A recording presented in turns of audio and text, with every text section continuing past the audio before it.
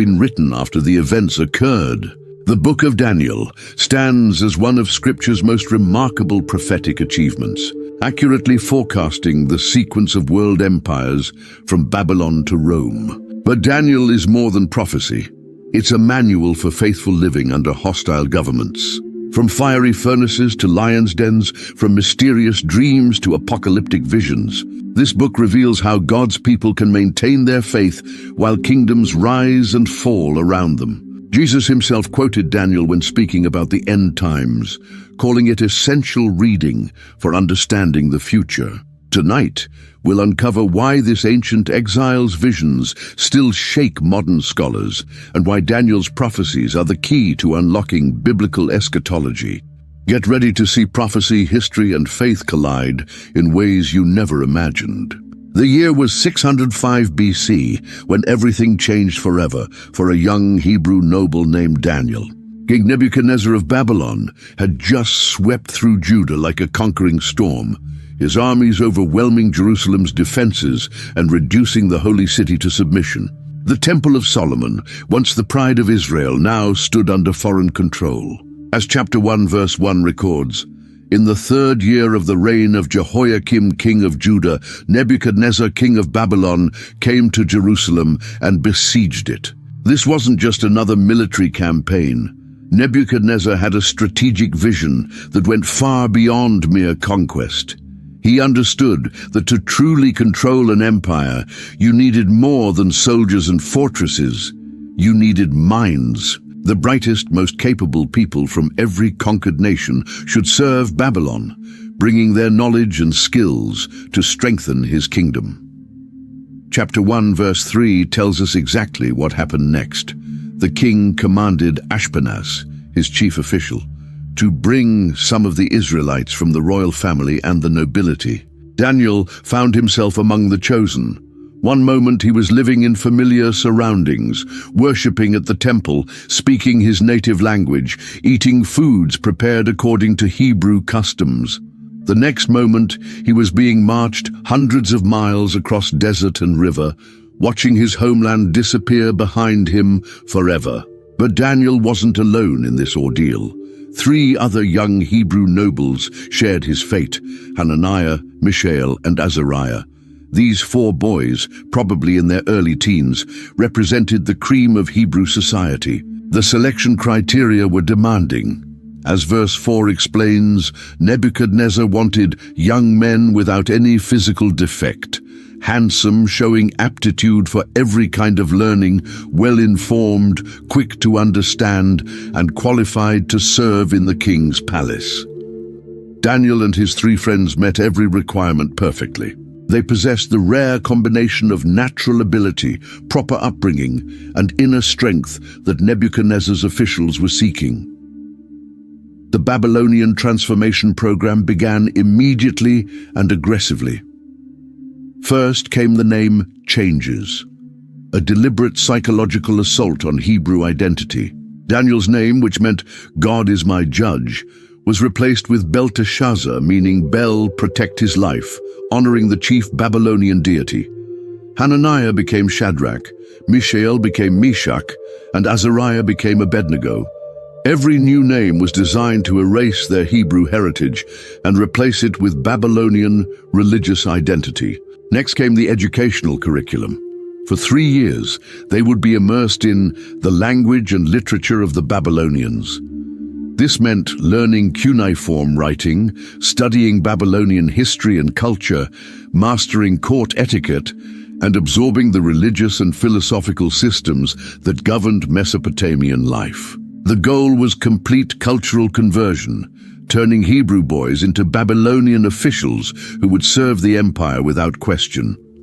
But the most immediate challenge came with the daily routine. Verse 5 tells us that the king assigned them a daily amount of food and wine from the king's table. This sounds generous, even luxurious. The royal diet was the finest available in the ancient world. Rich meats, exotic delicacies, aged wines, and sumptuous desserts. Any normal teenager would have considered this an incredible privilege. Daniel saw it differently. As verse 8 records with simple but profound clarity, Daniel resolved not to defile himself with the royal food and wine. This wasn't a casual preference or a minor dietary concern.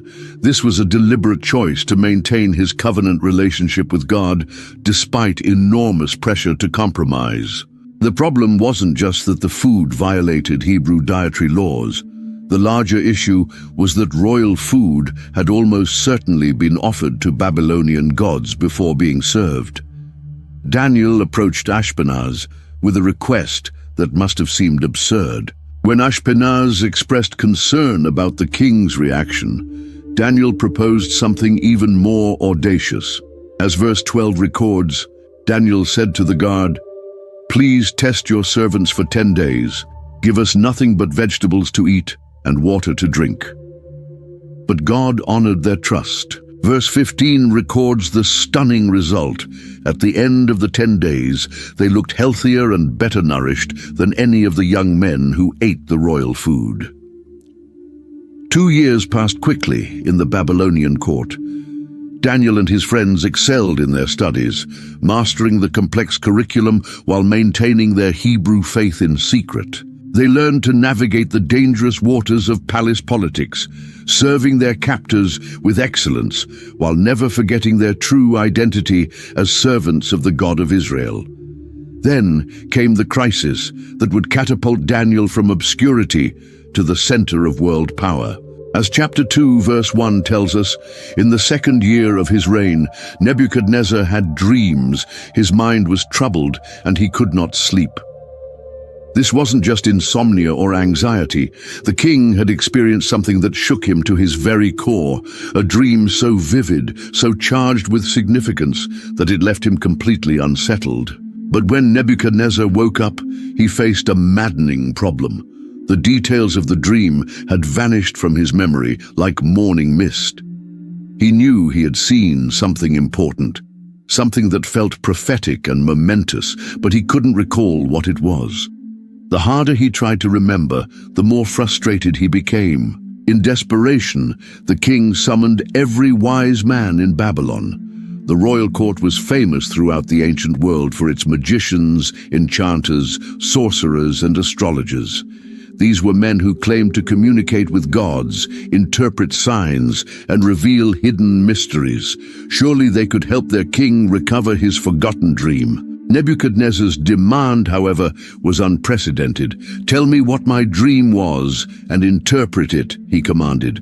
When the wise men protested that this was impossible, Nebuchadnezzar's response revealed the depth of his desperation and fury. Verse 5 records his terrifying ultimatum. "If you do not tell me what my dream was and interpret it, I will have you cut into pieces and your houses turned into piles of rubble." When Arioch, the commander of the king's guard, came to arrest Daniel, he could have panicked. He was just a teenager, a foreign captive with no real power or influence. But Daniel's response reveals the character that God had been building in him through years of small, faithful choices. First, Daniel asked for time. Then he did something that shows the true strength of his faith. He gathered Hananiah, Mishael, and Azariah for prayer. That night, God revealed the mystery to Daniel in a vision. The next morning, Daniel stood before the most powerful man on earth. The throne room of Nebuchadnezzar was designed to intimidate. Massive columns, gleaming tiles, armed guards, and courtiers who could determine a person's fate with a whisper. At the center sat the king himself, his eyes burning with a mixture of curiosity, hope, and barely controlled rage. Daniel's opening words were crucial. He could have taken credit for his insight, claimed special powers, or tried to impress the king with mysterious language. Instead, he did something that took tremendous courage and wisdom. As verse 27 records, he said, "No wise man, enchanter, magician, or diviner can explain to the king the mystery he has asked about." With those words, Daniel swept away any possibility that human wisdom could solve this problem. Then came the revelation that would change everything. But there is a God in heaven who reveals mysteries. He has shown King Nebuchadnezzar what will happen in days to come. Daniel proceeded to describe the king's dream with perfect accuracy. "Your Majesty looked, and there before you stood a large statue, an enormous, dazzling statue, awesome in appearance."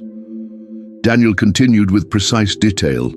The head was made of pure gold, brilliant and beautiful. The chest and arms were silver, strong but less valuable than gold. The belly and thighs were bronze, impressive but inferior to silver. The legs were iron, harder than bronze but lacking its beauty. Most unusual of all, the feet were a mixture of iron and clay, strong in some ways but fundamentally unstable. The king leaned forward as Daniel described the climax of the vision. A stone, cut out of a mountain, but not by human hands, struck the statue on its feet of iron and clay and broke them to pieces. The entire structure collapsed, and the wind swept away every fragment until nothing remained. But the stone that had destroyed the statue became a great mountain that filled the whole earth. Now came the interpretation that would echo through history. Daniel explained that Nebuchadnezzar himself was the head of gold. After Babylon would come 3 other kingdoms, each represented by different materials in the statue. But the most stunning revelation came at the end. "In the time of those kings," Daniel declared in verse 44, "the God of heaven will set up a kingdom that will never be destroyed." The king was overwhelmed and acknowledged Daniel's God as the God of gods and the Lord of kings. Success and recognition, however, brought new dangers.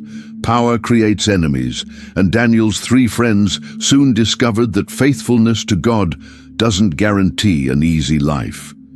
King Nebuchadnezzar, perhaps inspired by the golden head in his dream, decided to create a monument to his own glory that would dwarf anything the world had ever seen. As chapter 3 verse 1 describes, King Nebuchadnezzar made an image of gold, 90 feet high and 9 feet wide, and set it up on the plain of Dura in the province of Babylon. This wasn't just a statue, it was a statement. Standing 90 feet tall, visible for miles in every direction, the golden image proclaimed Nebuchadnezzar's power and demanded universal submission. But the king wasn't content with mere artistic display. He intended this statue to serve as a test of loyalty throughout his empire. Verse 4 tells us that a herald proclaimed loudly, "This is what you are commanded to do, O peoples, nations, and men of every language. As soon as you hear the sound of the horn, flute, zither, lyre, harp, pipes, and all kinds of music, you must fall down and worship the image of gold that King Nebuchadnezzar has set up." The consequences for refusal were swift and terrible. Whoever does not fall down and worship will immediately be thrown into a blazing furnace. When the moment came, the response was overwhelming. The music played, and as verse 7 records, all the peoples, nations, and men of every language must have been breathtaking. Thousands upon thousands of people prostrating themselves before the gleaming statue, a sea of submission stretching to the horizon. But 3 figures remained standing. Shadrach, Meshach, and Abednego, the Hebrew officials whom Daniel had recommended for high positions, refused to bow. Their defiance was visible to everyone, a stark contrast against the backdrop of universal worship. The accusers wasted no time rushing to the king with their report. Nebuchadnezzar was furious. These weren't random troublemakers. They were his own appointees, men he had promoted to positions of trust and authority. Their defiance felt like personal betrayal. He summoned them immediately and gave them one final opportunity to comply. His words in verse 15 carried both threat and challenge. "If you do not worship it, you will be thrown immediately into a blazing furnace. Then what God will be able to rescue you from my hand?" The 3 young men's response has inspired believers for over 2 millennia. Without hesitation, without consultation, without any attempt to negotiate or compromise, they replied with words that ring with absolute conviction, "If we are thrown into the blazing furnace, the God we serve is able to save us from it, and he will rescue us from your hand, O king. But even if he does not, "We want you to know, O king, that we will not serve your gods or worship the image of gold you have set up." Their answer contained both faith and realism. They believed God could save them, but they were prepared to die if he chose not to. Nebuchadnezzar's fury reached a level that defied reason. Verse 19 tells us that his attitude toward Shadrach, Meshach, and Abednego changed. His face was distorted with rage, and he ordered the furnace heated 7 times hotter than usual. The king wasn't just angry, he was in a rage that bordered on madness.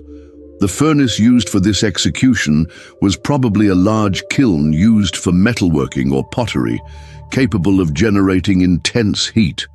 When heated 7 times beyond its normal temperature, it became a roaring inferno that could be seen and felt from a considerable distance. The heat was so intense that verse 22 records a tragic irony. The king's command was so urgent and the furnace so hot that the flames of the fire killed the soldiers who took up Shadrach, Meshach, and Abednego. The strongest men in Nebuchadnezzar's army bound the 3 Hebrews fully clothed and carried them toward the furnace opening. As they approached the blazing entrance, the heat became unbearable. The soldiers, trained warriors accustomed to the rigors of combat, were overcome by the intensity and died before they could complete their task. Shadrach, Meshach, and Abednego fell into the fire, still bound, still fully clothed, apparently doomed to instant death. But then something happened that shattered every assumption about what was possible. Nebuchadnezzar, watching from his royal platform, suddenly leaped to his feet in amazement. His advisors looked on in confusion as their king stared into the furnace with an expression of absolute astonishment. "Weren't there 3 men that we tied up and threw into the fire?" he asked in verse 24. When his officials confirmed this obvious fact, Nebuchadnezzar made an announcement that defied every law of physics and human experience. "Look, I see 4 men walking around in the fire, unbound and unharmed, and the 4th looks like a son of the gods." Inside that furnace, where human life should have been extinguished in seconds, 4 figures moved with complete freedom. The 3 Hebrew men were not only alive but unbound. The ropes that had held them had been burned away, while their bodies remained completely untouched. And with them walked a 4th figure, whose appearance was so remarkable that even a pagan king recognized something divine about him. Nebuchadnezzar approached as close to the furnace as he dared and called out, "Shadrach, Meshach, and Abednego, servants of the Most High God, come out." When they emerged, verse 27 describes what the assembled officials found. The fire had not harmed their bodies, nor was a hair of their heads singed. Their robes were not scorched, and there was no smell of fire on them. The fire had been completely selective in its effects. It had burned away their bonds, but left everything else untouched. Years passed, and King Nebuchadnezzar seemed to settle into a comfortable routine. His empire flourished, his palace grew more magnificent, and his power extended to the ends of the known world. The lessons of the furnace appeared to have taught him healthy respect for the God of the Hebrews, but they hadn't fundamentally changed his heart. Success and prosperity gradually eroded his memory of divine intervention. As chapter 4 verse 4 tells us, "I, Nebuchadnezzar, was at home in my palace, contented and prosperous." The king had reached the pinnacle of human achievement. He ruled the greatest empire in history, commanded vast armies, controlled enormous wealth, and enjoyed absolute power over millions of people. From every human perspective, he had no reason for concern or dissatisfaction. It was precisely in this moment of supreme confidence that God chose to send another dream. But this vision was different from the first. Where the statue dream had revealed God's plan for world history, this new dream was intensely personal, focusing on Nebuchadnezzar himself and the spiritual danger of his pride. the king saw a tree of extraordinary size and beauty growing in the middle of the earth. As verse 11 describes it, the tree grew large and strong, and its top touched the sky. It was visible to the ends of the earth. This wasn't just any tree. It was a cosmic symbol of life and strength, providing shelter and sustenance for all creation. The tree's leaves were beautiful, its fruit abundant, and it provided food for everyone. But then the vision took a dramatic turn. A holy messenger, described as a messenger, a holy one coming down from heaven, proclaimed a terrifying judgment. Cut down the tree and trim off its branches, strip off its leaves and scatter its fruit. Let the animals flee from under it and the birds from its branches. The destruction, however, wasn't complete, but let the stump and its roots, bound with iron and bronze, remain in the ground. Most mysterious of all, the messenger's proclamation shifted from talking about a tree to describing a person. Let him be drenched with the dew of heaven, and let him live with the animals among the plants of the earth. Let his mind be changed from that of a man, and let him be given the mind of an animal, till 7 times pass by for him. When Nebuchadnezzar woke from this dream, he was deeply troubled. Unlike his previous vision, this one felt ominous and threatening. He summoned all his wise men, but once again they were completely helpless. Finally, Daniel came before the king. When Daniel heard the dream, his reaction was immediate and visible. Verse 19 tells us that Daniel was greatly perplexed for a time, and his thoughts terrified him. The young Hebrew understood exactly what the vision meant, and the knowledge filled him with distress. Daniel's interpretation required tremendous courage. He was about to deliver the most difficult message of his career to the most powerful man on earth. But when Nebuchadnezzar encouraged him to speak freely, Daniel fulfilled his calling as God's prophet with both honesty and compassion. "My Lord," Daniel began in verse 22, "you are that tree. You have become great and strong. Your greatness has grown until it reaches the sky, and your dominion extends to distant parts of the earth." The magnificent tree in the vision represented Nebuchadnezzar himself, his power, his influence, and his role as provider and protector for his vast empire. But then came the sobering interpretation of the tree's destruction. The cutting down meant that the king would be driven away from people and will live with the wild animals. You will eat grass like cattle and be drenched with the dew of heaven. 7 times will pass by for you until you acknowledge that the Most High is sovereign over the kingdoms of men and gives them to anyone he wishes. The judgment wasn't arbitrary or vindictive. Its purpose was clearly stated: to teach Nebuchadnezzar that human power derives from divine authority, not personal greatness. The 7 times, probably 7 years, would continue until the king learned humility before God. Daniel's heart for the king showed in his earnest appeal for repentance. "Therefore, O king," he pleaded in verse 27, "be pleased to accept my advice. Renounce your sins by doing what is right, and your wickedness by being kind to the oppressed. It may be that then your prosperity will continue." For 12 months, nothing happened. Perhaps Nebuchadnezzar thought he had escaped the prophecy through reform or good behavior. Perhaps he gradually forgot the dream's warning as daily affairs demanded his attention. But God's patience had a purpose. He was giving the king every opportunity to humble himself voluntarily before judgment became necessary. The moment of truth came as Nebuchadnezzar was walking on the roof of his royal palace, surveying the magnificent city spread out below him.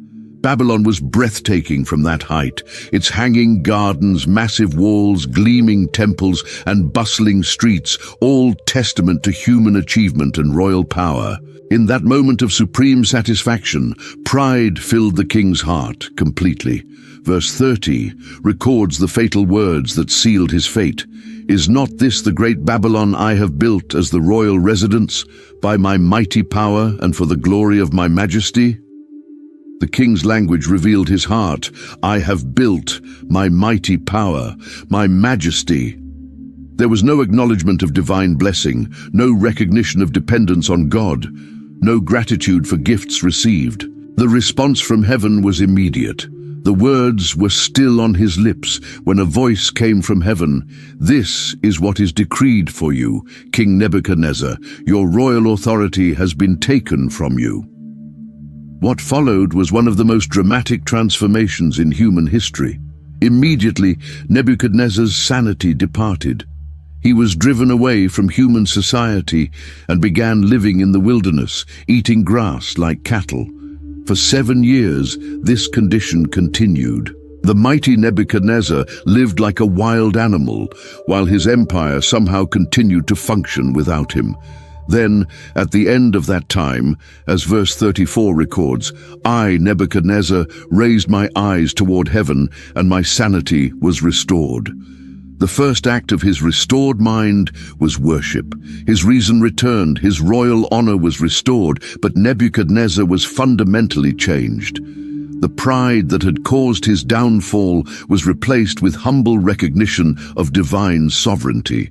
The years had passed since Nebuchadnezzar's restoration, and now his grandson Belshazzar ruled Babylon. The old king's hard-learned lessons about divine sovereignty seemed forgotten in the new generation. Belshazzar ruled with the arrogance of youth, believing himself untouchable in his magnificent palace. On the night that would change everything, Belshazzar decided to throw the most extravagant feast Babylon had ever seen. As chapter 5 verse 1 tells us, King Belshazzar gave a great banquet for 1,000 of his nobles and drank wine with them. This wasn't just a dinner party. It was a display of wealth and power designed to impress everyone who mattered in the empire. The palace blazed with light, filled with music, laughter, and hundreds of conversations. The finest food was served on golden plates, and wine flowed freely from golden cups. The atmosphere was electric with celebration and indulgence. But as the evening progressed and the wine took effect, Belshazzar made a decision that revealed his heart's true condition. Verse 2 records what happened. While Belshazzar was drinking his wine, he gave orders to bring in the gold and silver goblets that Nebuchadnezzar his father had taken from the temple in Jerusalem, so that the king and his nobles, his wives and his concubines might drink from them. These weren't just any cups. They were sacred vessels that had been used in the worship of the God of Israel. For decades, they had remained stored away, treated with at least minimal respect for their religious significance. But now, in his drunken state, Belshazzar decided to use them as party favors. When the sacred vessels were brought in, as verse 3 tells us, they drank from them. But they didn't stop there. Verse 4 reveals the full extent of their sacrilege. As they drank the wine, they praised the gods of gold and silver, of bronze, iron, wood, and stone. The king and his guests were deliberately mocking the God of Israel while drinking from his holy vessels. But heaven was watching. In the midst of the laughter and music, something happened that instantly changed the atmosphere. As verse 5 records with chilling simplicity, suddenly the fingers of a human hand appeared and wrote on the plaster of the wall near the lampstand in the royal palace. The king watched the hand as it wrote. Imagine the scene, hundreds of people celebrating when suddenly a disembodied hand appears in the lampstand's light. The hand moves deliberately across the white plaster wall, writing mysterious symbols that no one can understand. The effect was immediate and devastating. Verse 6 describes Belshazzar's reaction. His face turned pale, and he was so frightened that his legs became weak and his knees were knocking. The most powerful man in Babylon was reduced to trembling terror by this supernatural manifestation. The party stopped instantly, leaving only 4 words written in Aramaic script that would soon seal the fate of an empire. Terror gripped the palace as Belshazzar stared at the writing on the wall. The mysterious words, mene, mene, tekel, parsin, hung there like a death sentence, but no one could understand what they meant. As verse 7 tells us, the king summoned the enchanters, astrologers, and diviners with a desperate promise of purple robes, gold chains, and high position for whoever could interpret the writing. But once again, the wise men of Babylon were completely helpless. They could read the Aramaic letters, but the meaning escaped them entirely. Their failure only increased the king's panic. Verse 8 records their complete defeat. Then all the king's wise men came in, but they could not read the writing or tell the king what it meant. It was the queen mother who remembered Daniel. As verse 10 tells us, when the queen heard the voices of the king and his nobles, she came into the banquet hall. She had lived through Nebuchadnezzar's reign and remembered the Hebrew who had solved impossible mysteries before. Her words in verse 11 carried the weight of experience. There is a man in your kingdom who has the spirit of the holy gods in him. Daniel was summoned immediately. Now an old man, probably in his 80s, he entered the feast hall, where the sacred vessels still sat on the tables and the mysterious writing glowed on the wall. But Daniel's response, recorded in verse 17, revealed his character. You may keep your gifts for yourself and give your rewards to someone else. Nevertheless, I will read the writing for the king and tell him what it means. Before interpreting the writing, Daniel delivered a stinging rebuke. He reminded Belshazzar of his grandfather's pride and humiliation, then pointed to the king's own rebellion. Verse 22 captures his bold words. But you, Belshazzar, his son, have not humbled yourself, though you knew all this. Then came the devastating interpretation. As verse 25 records, Daniel read the writing, mene, mene, tekel, parsin. The meaning was terrifying in its simplicity. Mene, God has numbered the days of your reign and brought it to an end. Tekel, you have been weighed on the scales and found wanting. Peres, your kingdom is divided and given to the Medes and Persians. Belshazzar kept his promise and honored Daniel with purple robes and a gold chain, making him third ruler in the kingdom. But the promotion was meaningless. As verse 30 records with chilling finality, that very night Belshazzar, king of the Babylonians, was slain, and Darius the Mede took over the kingdom at the age of 62. The mighty Babylon, unconquerable for decades, fell in a single night. The fall of Babylon brought dramatic changes to Daniel's life. At over 80 years old, he could have retired quietly, but the new Persian administration recognized his exceptional abilities. Darius the Mede appointed him as one of 3 administrators over the entire kingdom, with 120 satraps reporting to them. But Daniel's excellence soon created problems for him. As chapter 6, verse 3 tells us, Daniel so distinguished himself among the administrators and the satraps by his exceptional qualities that the king planned to set him over the whole kingdom. The aging Hebrew was about to become prime minister of the Persian Empire. This prospect filled the other officials with jealousy and rage. They couldn't accept being ruled by a foreigner, especially one who served a different god. They began plotting his downfall, but faced a frustrating problem. As verse 4 records, they could find no corruption in him, because he was trustworthy and neither corrupt nor negligent. Daniel's integrity was beyond question. Finally, they realized there was only one way to trap him. Verse 5 captures their conclusion. We will never find any basis for charges against this man Daniel unless it has something to do with the law of his God. Daniel's faithfulness to God was his only potential weakness. The conspirators approached King Darius with a carefully crafted proposal. They suggested that he issue a decree requiring everyone to pray only to him for 30 days. As verse 7 records their flattering words, The royal administrators, prefects, satraps, advisors, and governors have all agreed that the king should issue an edict that anyone who prays to any god or human being during the next 30 days, except to you, your majesty, shall be thrown into the lion's den. The proposal appealed to Darius's ego and seemed harmless enough. What they didn't tell him was that they had deliberately excluded Daniel from their planning. This wasn't a unanimous decision. It was a trap designed specifically for one man. Darius signed the decree, and according to Persian law, it could not be changed. When Daniel learned of the decree, his response was immediate and unwavering. Verse 10 tells us exactly what he did. When Daniel learned that the decree had been published, he went home to his upstairs room where the windows opened toward Jerusalem. 3 times a day he got down on his knees and prayed, giving thanks to his God just as he had done before.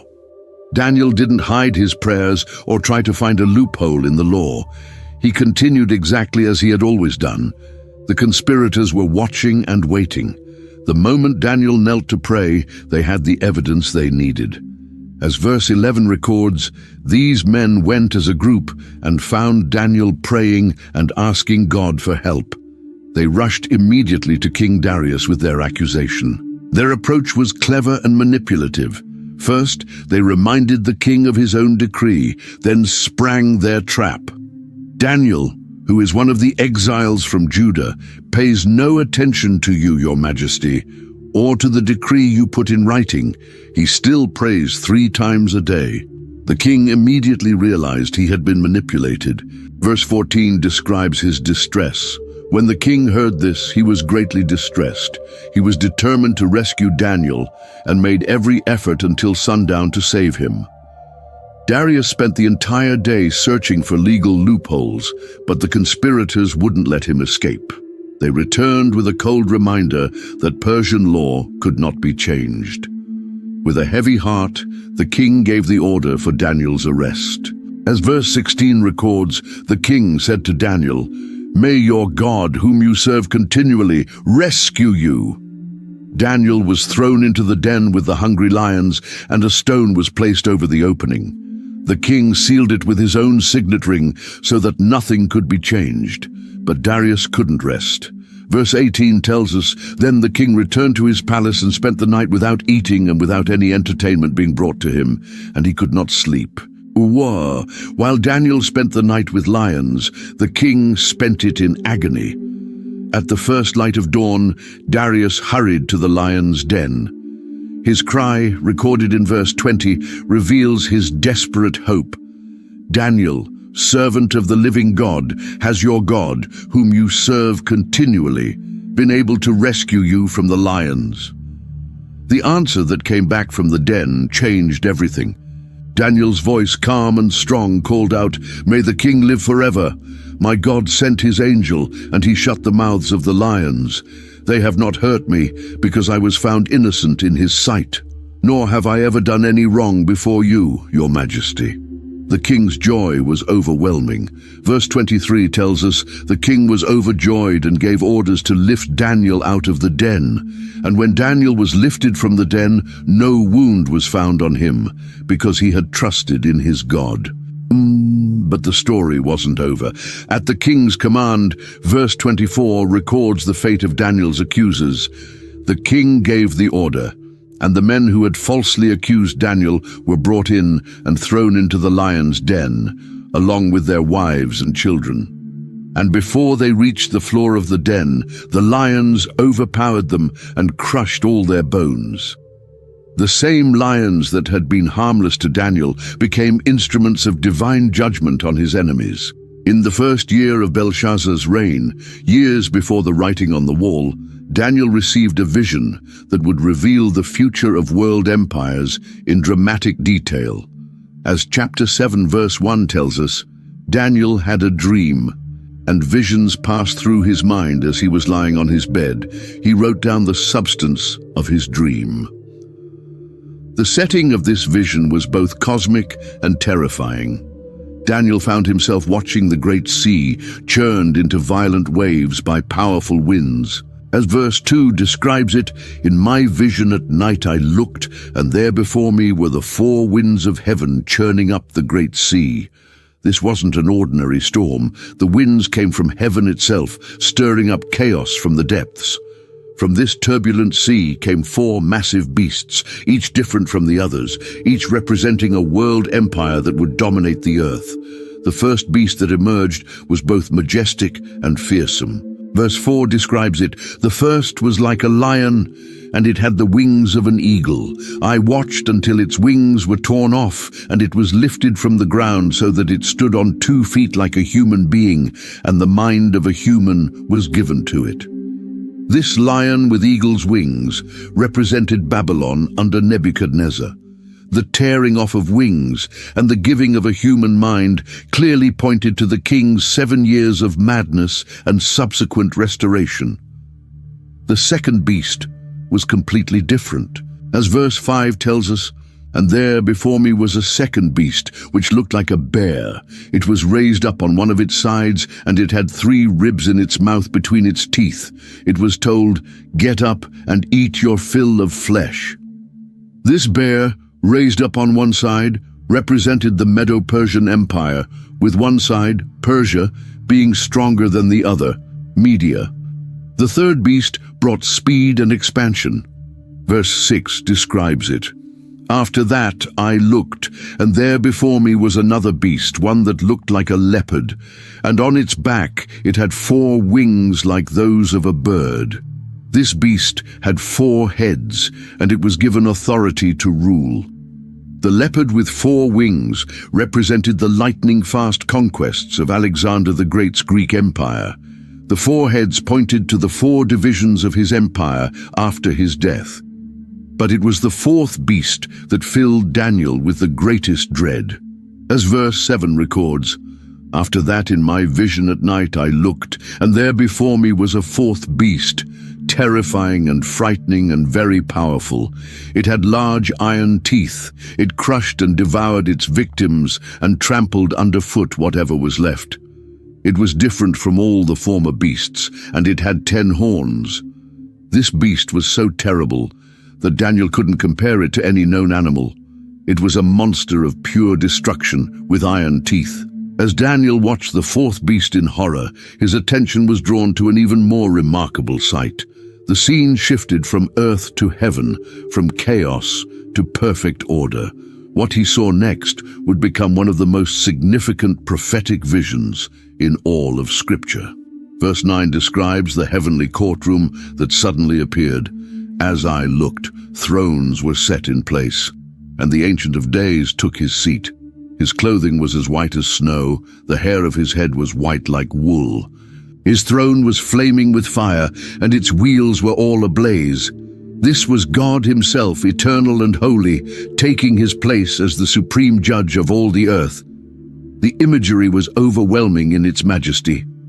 Verse 10 continues, a river of fire was flowing, coming out from before him. Thousands upon thousands attended him, 10,000 times 10,000 stood before him. The court was seated and the books were opened. This wasn't just a vision of God's throne. It was the ultimate courtroom where all earthly powers would be judged. As Daniel watched, the 4th beast met its end. Verse 11 tells us, then I continued to watch because of the boastful words the horn was speaking. I kept looking until the beast was slain and its body destroyed and thrown into the blazing fire. The monster that had terrorized the earth was destroyed by divine judgment. But then came the most stunning part of the vision. As verse 13 records, in my vision at night I looked, and there before me was one like a son of man, coming with the clouds of heaven. He approached the Ancient of Days and was led into his presence.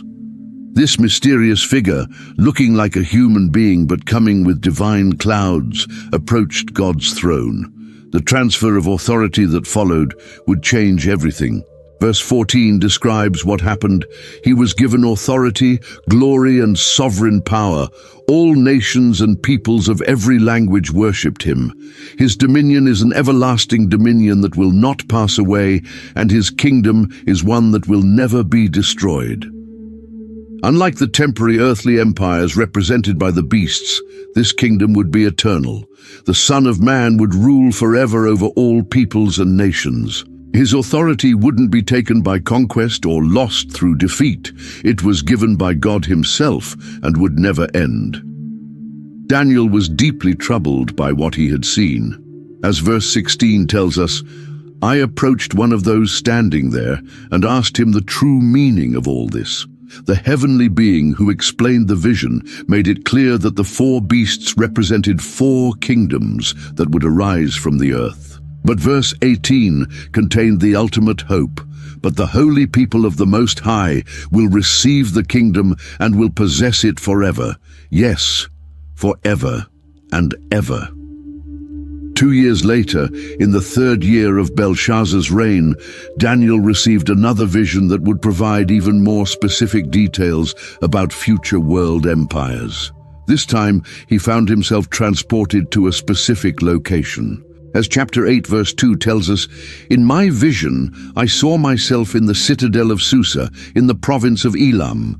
In the vision I was beside the Ulai Canal. The setting was significant.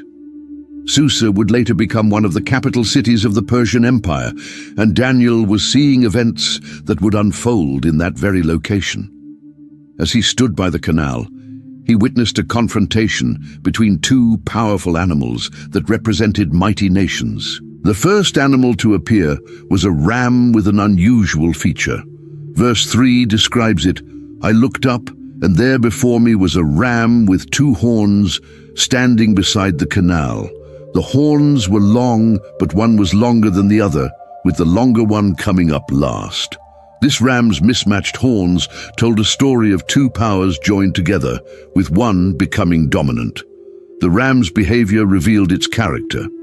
As verse 4 records, I watched the ram as it charged toward the west and the north and the south. No animal could stand against it, and none could rescue from its power. It did as it pleased and became great. This was a picture of overwhelming military success and expanding empire. But the ram's dominance wouldn't last forever. From the west came a challenger that moved with incredible speed. Verse 5 describes this new arrival. As I was thinking about this, suddenly a goat with a prominent horn between its eyes came from the west, crossing the whole earth without touching the ground. The image of crossing the earth without touching the ground emphasized the extraordinary speed of this conquest.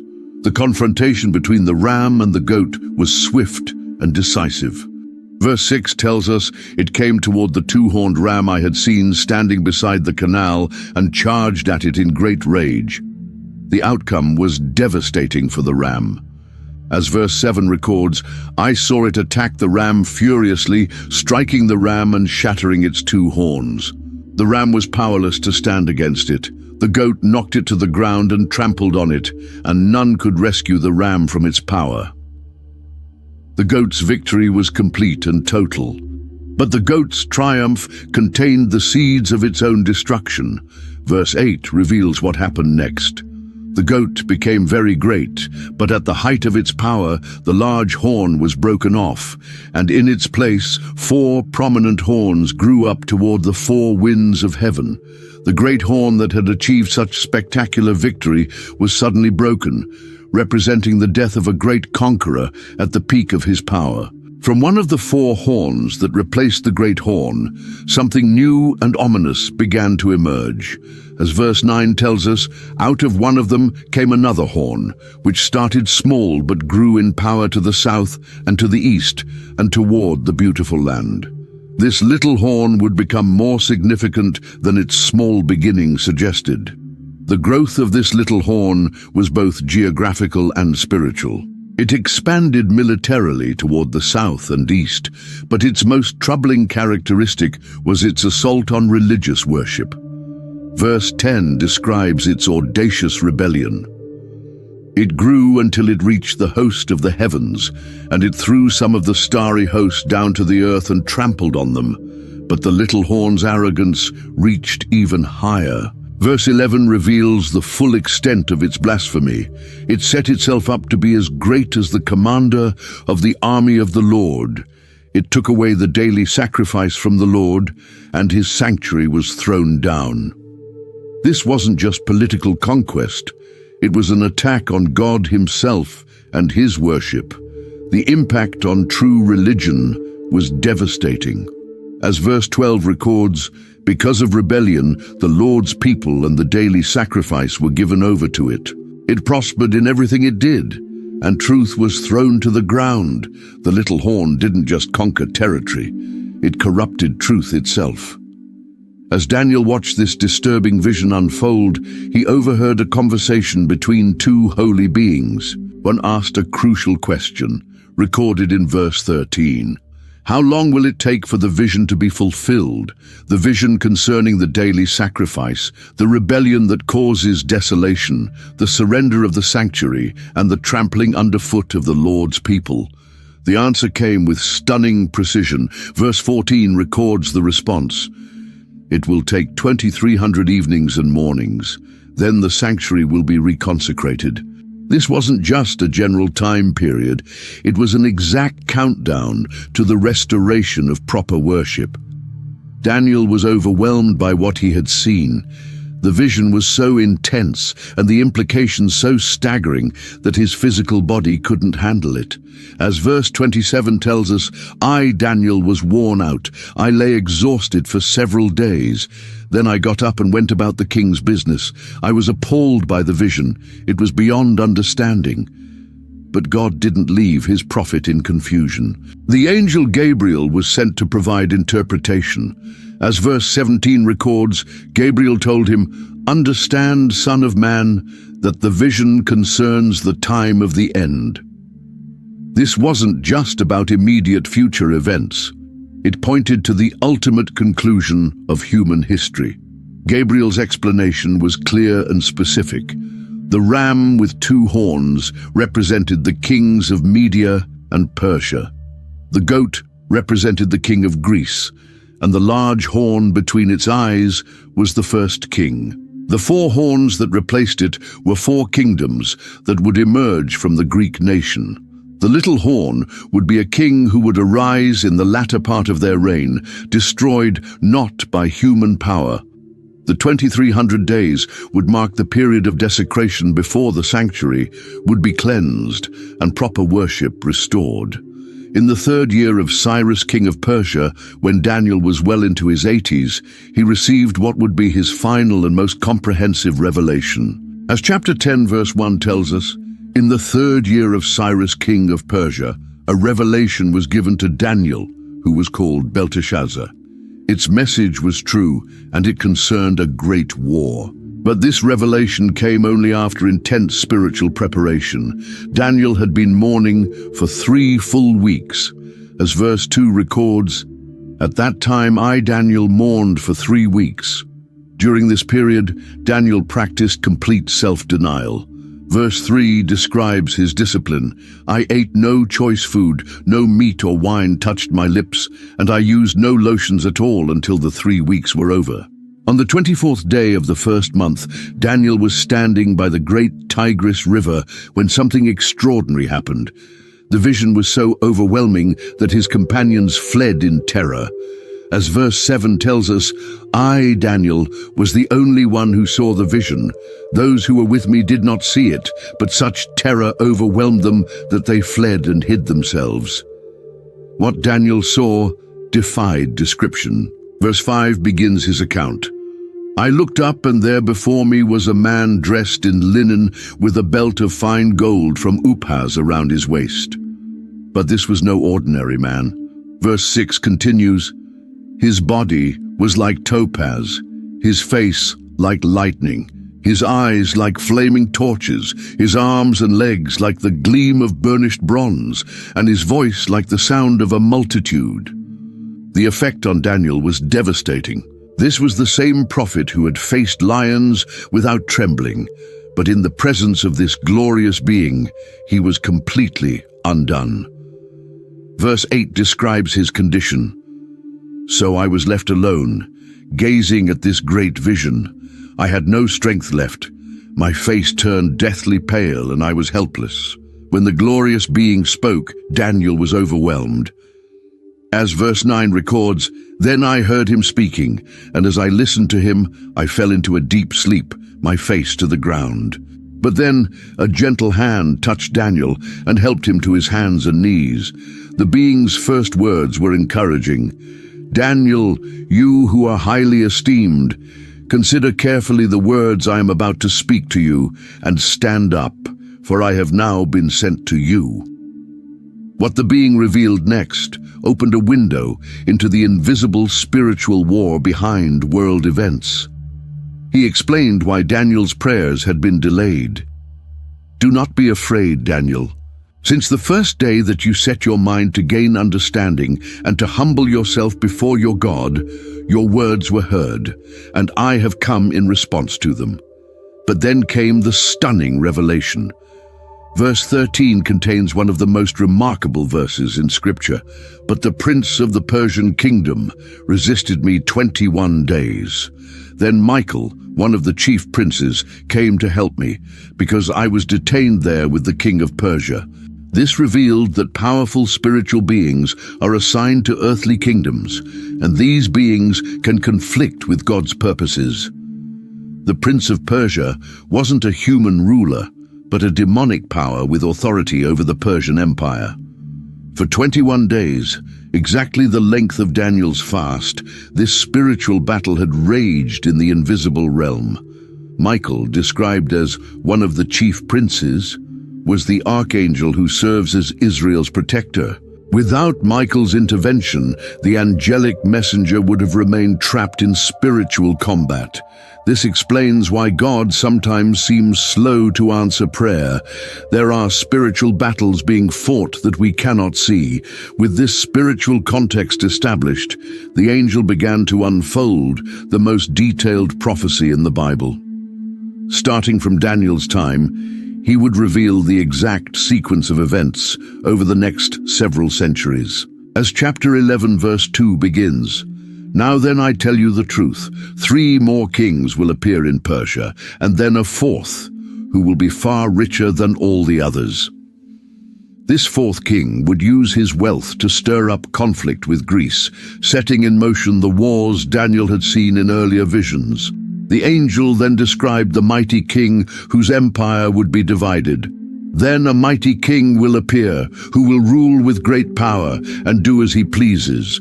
After he has appeared, his empire will be broken up and parceled out toward the 4 winds of heaven. What followed was a detailed description of wars between 2 of these divisions, the kingdom of the north, Syria, and the kingdom of the south, Egypt. These became known as the Seleucid and Ptolemaic dynasties, and their conflicts would dominate Middle Eastern politics for centuries. The angel described how the king of the south would become strong, but one of his commanders would become even stronger. He told of alliances through marriage that would fail, of invasions and counter-invasions, of fortresses captured and treasures plundered. The level of detail was extraordinary, covering years of peace and conflict. But the most significant figure was yet to come. The angel spoke of a contemptible person who would not be given royal honor, but would seize the kingdom through intrigue. This figure would become the most detailed subject of the prophecy, because his actions would prefigure the final enemy of God's people. The contemptible person, mentioned in verse 21, would prove to be one of history's most notorious enemies of the Jewish people. The angel described how he would come to power. He will be succeeded by a contemptible person who has not been given the honor of royalty. He will invade the kingdom when its people feel secure, and he will seize it through intrigue. This ruler would be cunning and deceptive, using flattery and false promises to gain power. As verse 23 tells us, after coming to an agreement with him, he will act deceitfully, and with only a few people he will rise to power. Initially, he would be successful in his military campaigns, But verse 28 contains an ominous note. His heart will be set against the holy covenant. The turning point would come during a second invasion of the south. Verse 30 explains, ships of the western coastlands will oppose him, and he will lose heart. Then he will turn back and vent his fury against the holy covenant. Frustrated by military failure, this king would turn his rage against the Jewish people and their religion. The angel described the terrible persecution that would follow. His armed forces will rise up to desecrate the temple fortress and will abolish the daily sacrifice. Then they will set up the abomination that causes desolation. This abomination of desolation would be the ultimate blasphemy, placing a pagan idol in the holy temple, making worship impossible for faithful Jews. The angel described how this king would corrupt those who violated the covenant through flattery, but also how the people who know their God will firmly resist him. The persecution would be severe, but verse 35 gives hope. Some of the wise will stumble, so that they may be refined, purified, and made spotless until the time of the end, for it will still come at the appointed time. At verse 36, the prophecy takes a dramatic turn. The angel began to describe someone even more sinister, a king who would appear at the time of the end. This final ruler would make all previous enemies look tame by comparison. The angel's description was chilling. The king will do as he pleases.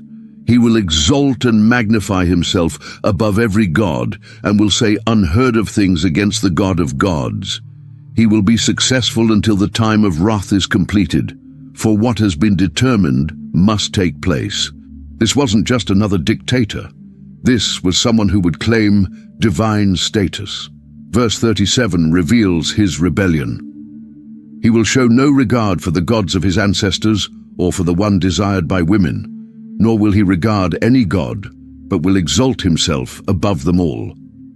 Yet, despite his divine claims, verse 38 describes his true devotion. Instead of them, he will honor a god of fortresses, a god unknown to his ancestors. He will honor with gold and silver, with precious stones and costly gifts.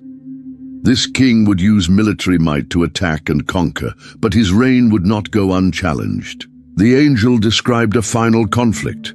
At the time of the end, the king of the south will engage him in battle, and the king of the north will storm out against him with chariots and cavalry and a great fleet of ships.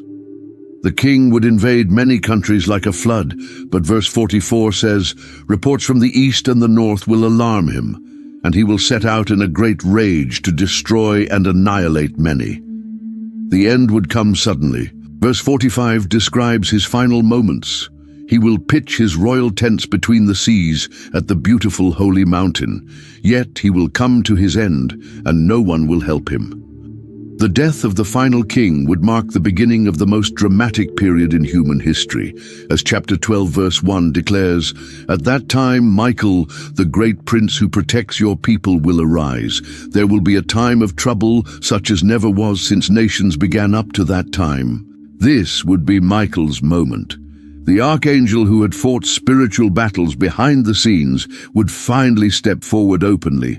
His intervention would signal that God's patience with human rebellion had reached its end. But this trouble would not touch everyone equally. The verse continues, but at that time your people, everyone whose name is found written in the book, will be delivered.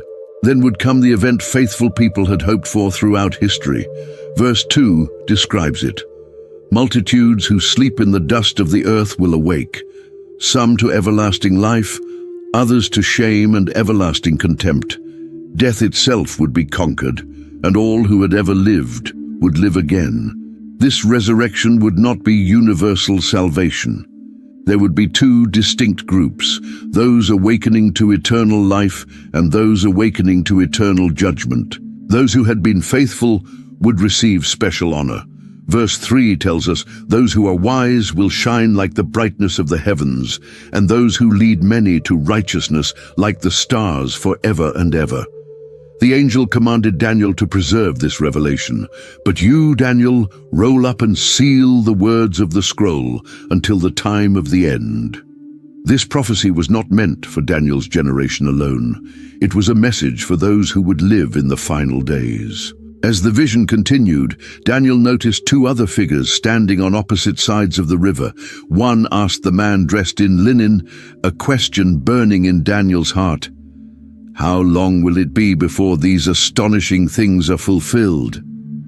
The answer came with the most solemn oath possible. Verse 7 records, "The man clothed in linen, who was above the waters of the river, lifted his right hand and his left hand toward heaven. And I heard him swear by him who lives forever, saying, 'It will be for a time, times and half a time, when the power of the holy people has been finally broken, all these things will be completed.'" This time, times and half a time, 3.5 years, would be the duration of the final persecution. It would be a specific, limited period, after which God would intervene decisively. Daniel heard this, but didn't understand its full meaning. His honest confession in verse 8 reveals his humanity. "I heard, but I did not understand. So I asked, 'My Lord, what will the outcome of all this be?'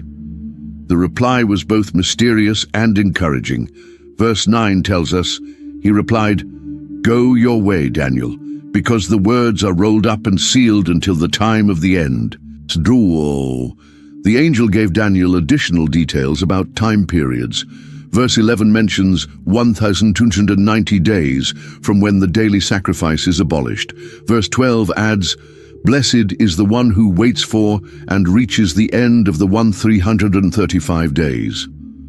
These specific numbers indicated that God operates according to a precise timetable. As the vision drew to a close, Daniel found himself overwhelmed by all he had seen. The prophecies stretched from his own time to the very end of the world, covering centuries of conflict, persecution, and finally, divine intervention and resurrection. The angel's final words to Daniel were both realistic and comforting. Daniel was now an old man, probably in his 90s, and his earthly journey was nearly over. He would not live to see most of the events revealed to him, but this did not diminish their importance. Verse 13 contains God's final message to his faithful prophet. "As for you, go your way till the end. You will rest, and then at the end of the days you will rise to receive your allotted inheritance."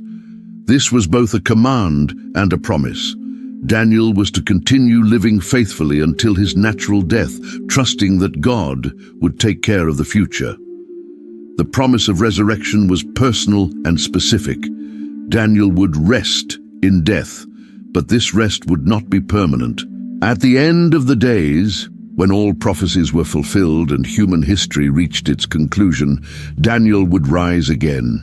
He would receive his allotted inheritance, his reward for a lifetime of faithful service. This was the perfect ending to Daniel's remarkable story. The young man taken captive to Babylon had remained faithful through multiple kingdoms and rulers. He had interpreted dreams, survived persecution, received visions, and recorded prophecies that would guide God's people through the centuries ahead. The book closes with Daniel presumably returning to his normal duties, carrying with him the secrets of the future, but trusting in God's perfect timing for their fulfillment. He had been shown the end from the beginning, and he knew that God's purposes would prevail. If this deep dive into Daniel has opened your eyes to the incredible precision of biblical prophecy and the faithfulness of God throughout history, I'd love for you to hit that subscribe button and ring the notification bell. There are so many more biblical treasures waiting to be discovered together. Did this video change how you see the book of Daniel? Share it with someone who needs to hear about God's sovereignty over world events. Your share could be exactly what someone needs to strengthen their faith today. Drop a comment below and let me know which part of Daniel's story impacted you the most. Was it his courage in the lion's den, the amazing accuracy of his prophecies, or maybe the promise that those who are wise will shine like stars forever. Thank you for joining me on this prophetic journey through Daniel. Until next time, remember, just like Daniel,